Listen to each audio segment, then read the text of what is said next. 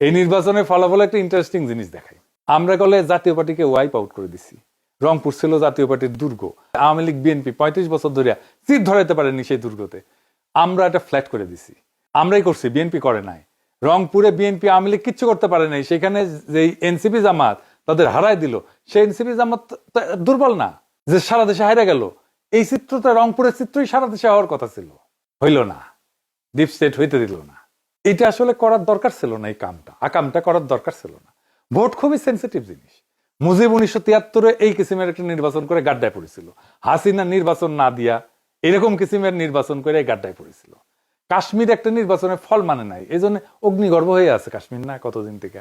কি অবস্থা এখানে, এখনো শান্ত হয় নাই। আবারও বাংলাদেশে এই কাজ করা লাগলো। এ তো লজ্জা হয়ে থাকবে, শুধু লজ্জা না, একটা বিপদ হয়ে থাকবে। এই কালি গা থেকে যাবে না বিএনপির। এবং যারা ইঞ্জিনিয়ারিং করছে, যারা, তাদের এটা কাফারা দিতে হবে। এই জন্যে যে জামাত এনসিপি তো কম ভোট পায় নাই।